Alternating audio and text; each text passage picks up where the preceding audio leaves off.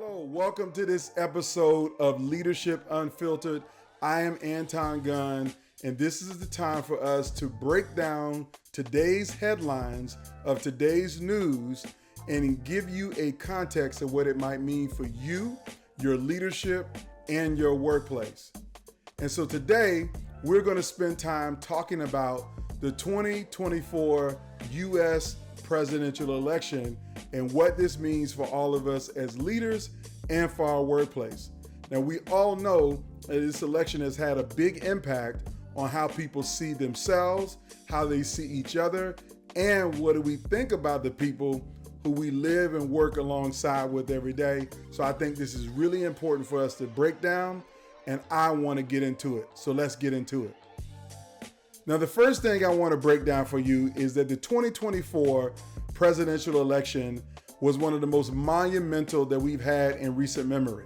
Every 4 years we have a presidential election. It's always political, it's always divisive, it's always something going on that makes things complicated.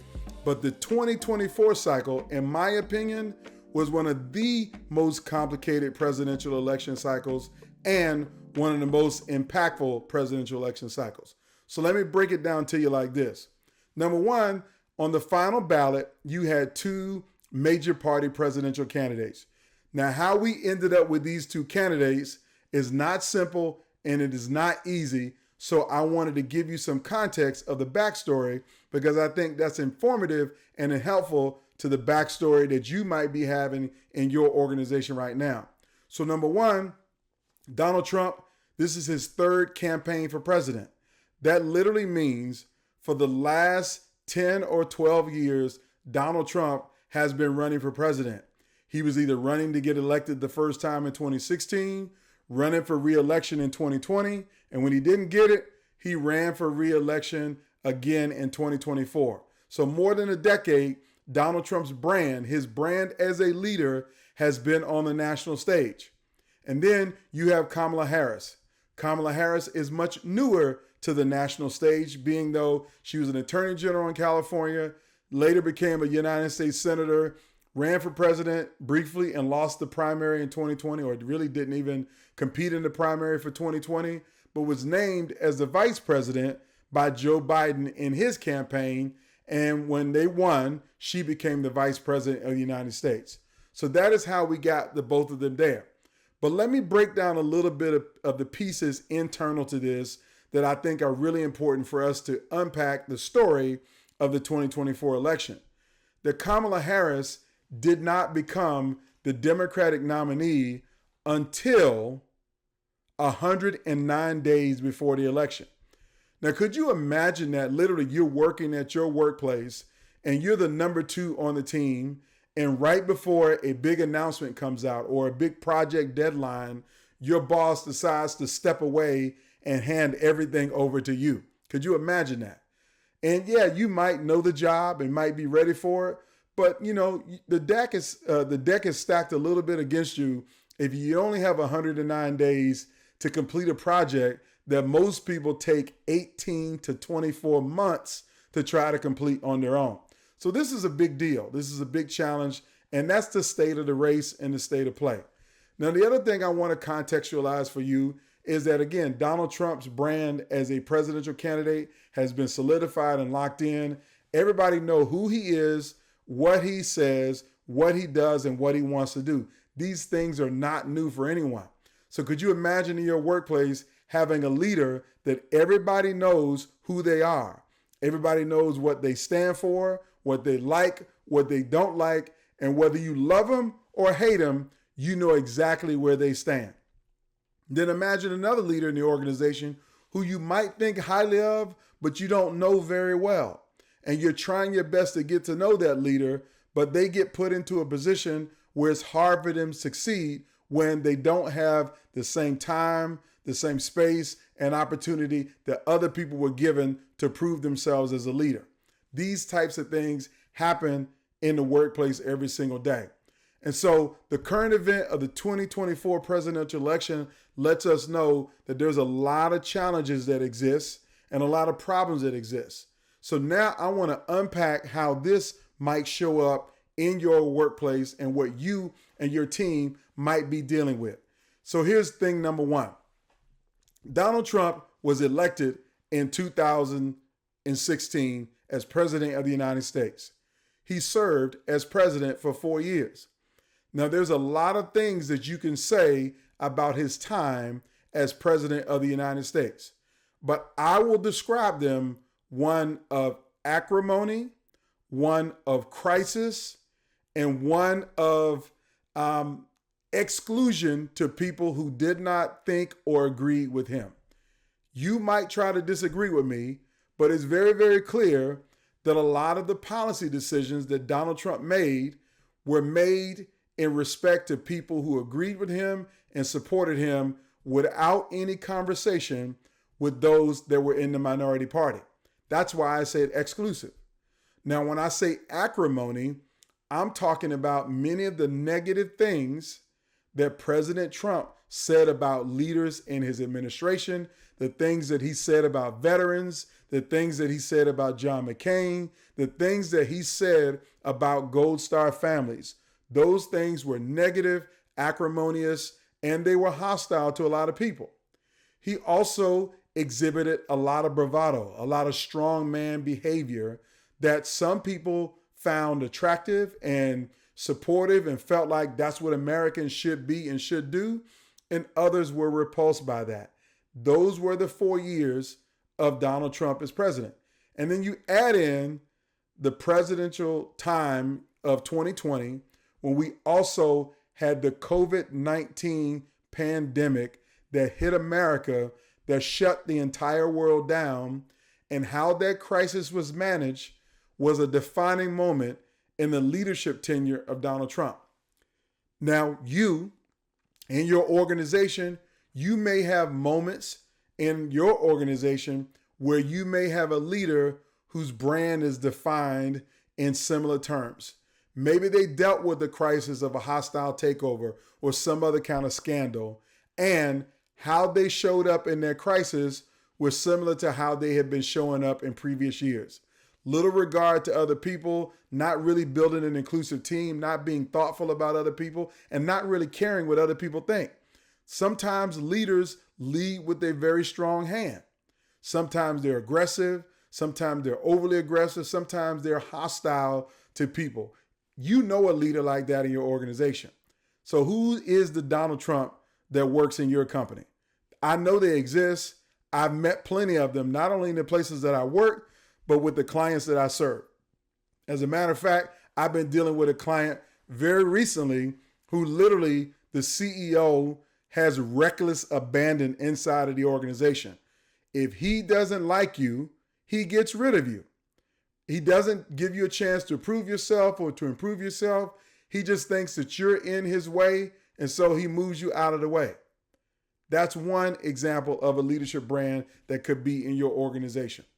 The second example of the leadership brand is the brand of Joe Biden, the leader who's been around a long time, that they can be categorized as stable, if nothing else. They're not the best and they're not the worst, but they're consistent. And they do the same thing the same way every single time. They become incredibly reliable. But for you, the young leader in the organization, the leader who wants to be promoted, the leader who wants the chance at the big job and the big opportunity, get frustrated every day because you felt like that this consistent leader has been around way too long, way too long.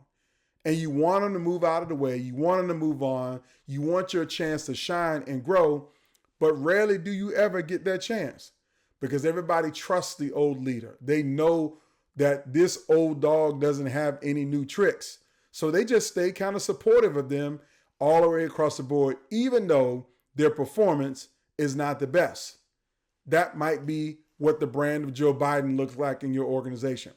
So who's the Joe Biden in your organization? Who's that person who has been around for a long time that everybody knows what you get with this person, and they're consistently good. They're a solid player, but they're not dynamic.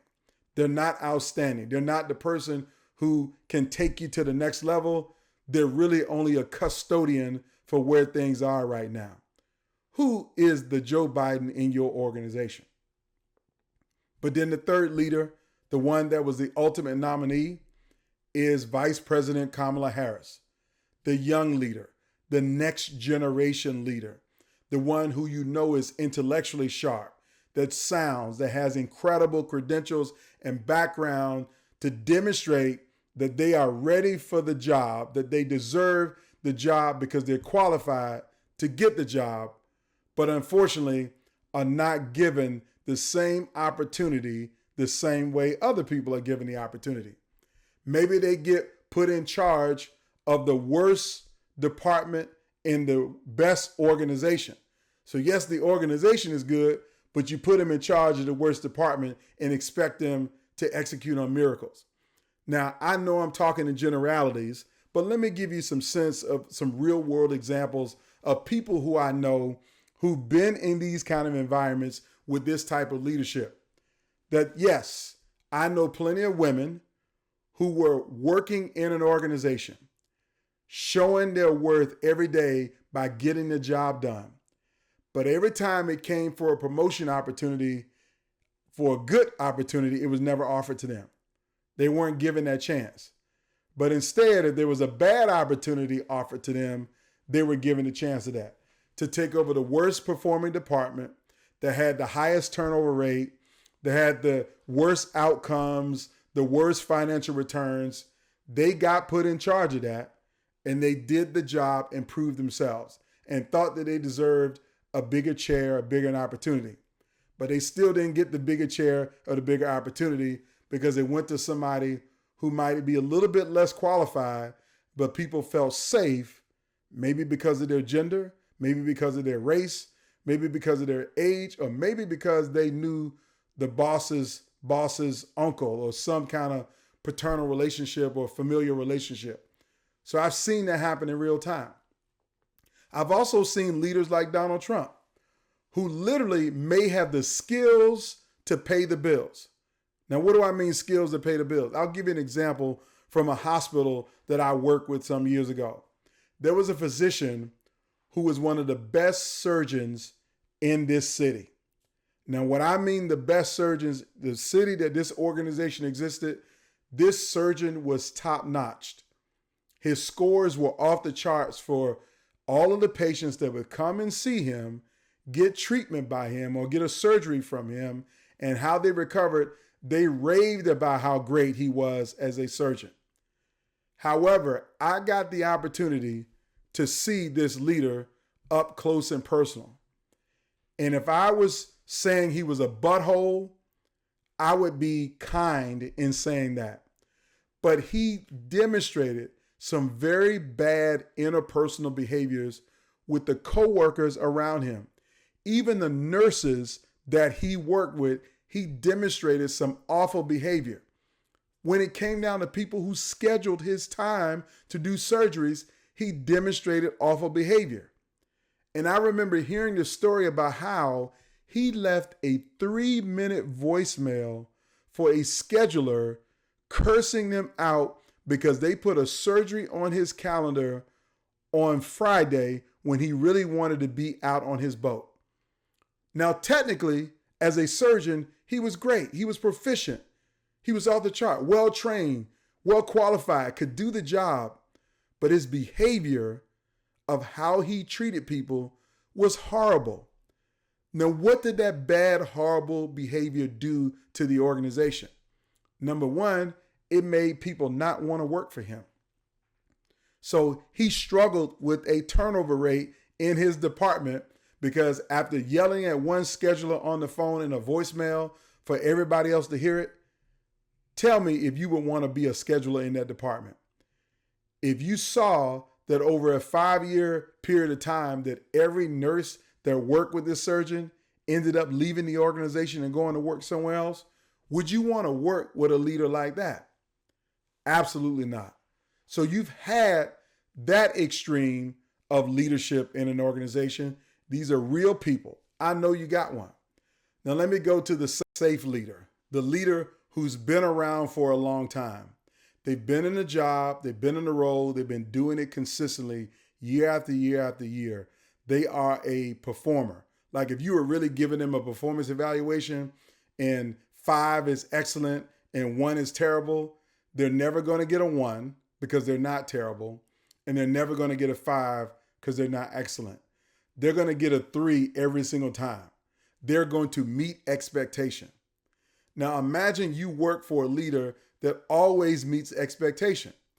How can you really be mad at them because they meet expectations? They're doing the job that they were hired to do.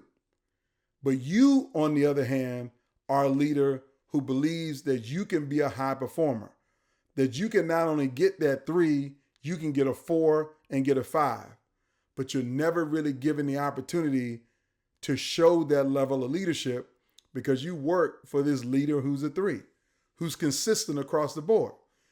And some people like consistency. They feel safe with consistency. They feel safe with someone who they know that they can rely on, that is never going to throw them under the bus, let them down, or drop a ball. And so in plenty of organizations, we got lots of 3s. Meet expectations or performing is the evaluation that they get. There's a lot to be said that's good about people who perform. But when the organization has some difficult challenges where they need people to go above and beyond, this safe leader may not go above and beyond.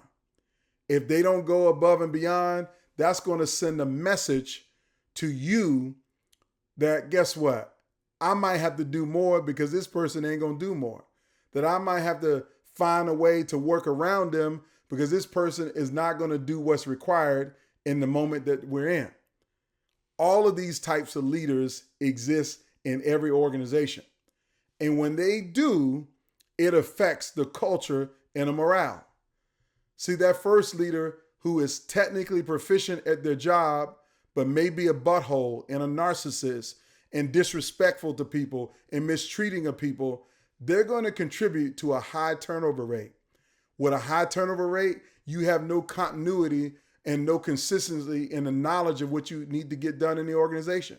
You're always going to be retraining people and trying to find new people to fill in a role. That's not good for your culture. Your culture can't thrive in that way. And on the other end, for that leader who's brand new, who's young and skilled and capable, you might have to have more patience to give them a chance, to give them a time to get up to speed. But what you can't do is put them in the box by giving them the responsibility without the time and the support necessary for them to be successful. And I believe that Vice President Harris didn't get the support necessary. She didn't get the time necessary. I mean, again, the average person runs for president over 18 months. She was given 109 days. That's pretty unfair if you ask me.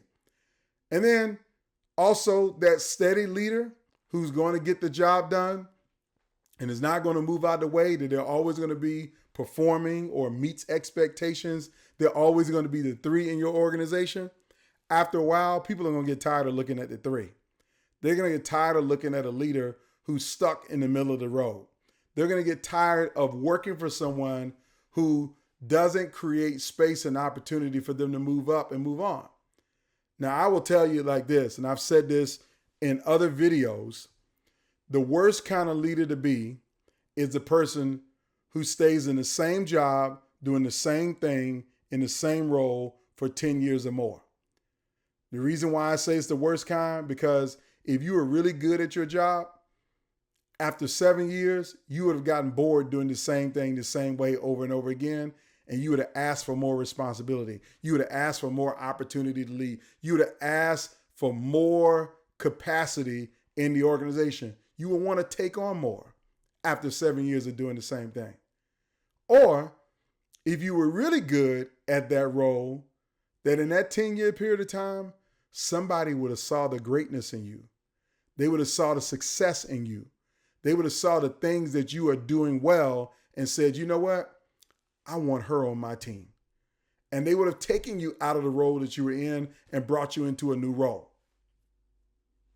That's what I see. So for that middle of the road leader, for you as a leader, if you stuck right there in the middle, just know you ain't getting it done.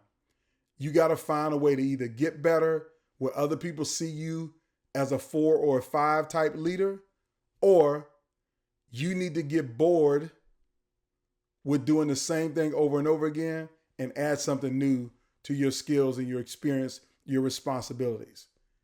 So either way, whether you got a Donald Trump leadership culture, whether you got a Joe Biden leadership culture or a Kamala Harris leadership culture, it's going to affect your organization.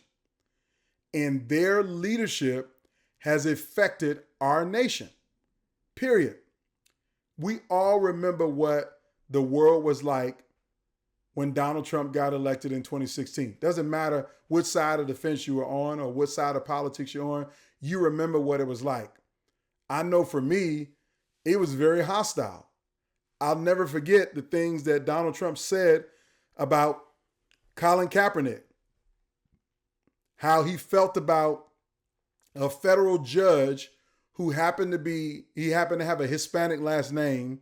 He was not a Mexican. He's African American and supports the African American community, is in my same fraternity, the things that Donald Trump said about him. I remember that. I remember the things that happened while Donald Trump was president as it relates to police violence. Those things were culturally connected to me that set a tone for the type of culture it was. And then we had the pandemic happen. And I remember how me, my family, friends, all of us were impacted by the pandemic. And we were looking for leadership to make us feel like things were going to get better, things are going to get safer, things are going to get stronger. But we didn't get that. We just kind of muddled through the pandemic. So I remember that brand of leadership. I also remember the brand of leadership under President Joe Biden. It was consistent. It was safe. It steadied along. It did the things that we needed to do to get us on the other side of the pandemic, but there were some consequences as it relates to the pandemic, and that is the economy. And so we had a leader who did everything in their power to try to help us to get through, but there were lots of things that were left to be desired by a lot of people. And now here we are in 2024 with the presidential election just behind us, and Donald Trump is coming back to the White House. Now, here's what I would say to some people who are very, very afraid and worried about the same Donald Trump from 2016 will be the same Donald Trump in 2024. I don't know. The jury is out on that. You know, Maya Angelou once said, when someone shows you who they are, you should believe them. I wholeheartedly agree with that. But I also have been around long enough to see that in some companies, there are leaders who leave or get forced to leave, and then they come back, and sometimes they're better for it. The two examples that come to mind are first Steve Jobs, who founded Apple and was its CEO, founding CEO for a very long time, and then was forcibly removed from the company because of his behavior and how he was leading. He was forced out of his company. But then many years later, they asked him to come back as CEO. He came back to Apple, and from the time Steve Jobs came back to Apple till today, till when he passed away, Apple became one of the biggest and best brands of technology companies on this planet, all because of his second round of leadership. His first round of leadership was awful, but his second round was better. Now, the other example that I'll give you is Howard Schultz of Starbucks. Everybody knows that Howard Schultz started Starbucks. I think he was the founder of Starbucks, but he was a CEO for a very, very long time. And then there was a period of time where he stepped down from CEO and was gone for about 8 years. And then when Starbucks was in the middle of the pandemic, in the middle of going through some changes and transitions as their business was changing, he came back. Then he left again, and then he came back a third time. So Howard Schultz was his third time around as CEO of Starbucks. So there are some organizations where a leader doesn't do well the first time around. They fail miserably, but they grow from it. They learn from it. They make better decisions. They make different decisions, and they come back and they're better. And so as I prepare to close out this video, I want to give you some practical solutions that if you're in an organization that may have a Trump leadership culture or a Biden leadership culture or even a Harris leadership culture, here's some practical things that you can do to thrive no matter what type of leader you have. And the first thing you have to understand that your greatest responsibility to you and those that you love and care about is to take care of yourself first. Now, when I mean take care of yourself first, I'm talking about your mental, emotional, and physical well-being. Don't ever put yourself in a position that you're going to compromise your mental, emotional, and physical well-being for any leader whatsoever. Because there's some people who I've talked to in the last couple weeks after the election, they're stressed out. They got anxiety on 10. They are falling apart. They're literally losing it because they cannot believe what happened. And then there's people on the other end that are in a drunken euphoria because the election went the way that they wanted it to go. Either way, you need to be taking care of yourself. Don't overindulge in anything negative and don't overindulge in anything positive. You got to find a way to stay off of the emotional roller coaster. Now, after you take care of yourself, I need you to do an assessment of your environment. You need to do an assessment of the environment in which you're in, the team that you're on, the division you're in, the department you're in, even the physical location where you live and work. And when you do that assessment, I want you to frame it in the following 3 ways. What can I control? What can I influence? And where am I needed to lead? If you can't control it, if you can't influence it, then really just lead. Just lead. And yes, that's a plug for the title of my book, Just Lead. And that is, if you want to see a change in the world, then you might have to be the change in the world. That's your responsibility. So that's my second practical solution for you. After you take care of self-care, take care of yourself, I want you to control, influence, and lead. That's step number 2. And step number 3 is really a derivative of step 2, is choosing how you respond. If you can't control it, if you can't influence it, then really just lead. Just lead. And yes, that's a plug for the title of my book, Just Lead. And that is, if you want to see a change in the world, then you might have to be the change in the world. That's your responsibility. So that's my second practical solution for you. After you take care of self-care, take care of yourself, I want you to control, influence, and lead. That's step number 2. And step number 3 is really a derivative of step 2, is choosing how you respond to things.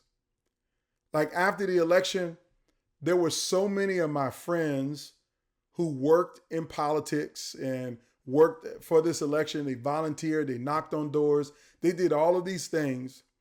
And when the results didn't come out the way that they wanted them to come out, many of them were angry, like cursing and, posting all kinds of crazy stuff. And then I had friends on the other side who were euphoric and they were spiking the ball in people's faces. They literally were talking trash about others, literally saying so many negative things about other people. Even in victory, they were doing these things. Now, my point to all of this is that I had to make a decision on how I was going to respond. That I'm not happy with the outcome of the election, but I recognize I did what I can control. I influenced those that I felt like that I could influence. And so now I just need to lead. So leadership requires me to choose how I'm going to respond. So I've chosen to respond by posting the Optimist Creed. If you haven't heard of the Optimist Creed, I encourage you to look it up and read it. I'm choosing to see the ebbs and the flows of this democracy through a long lens.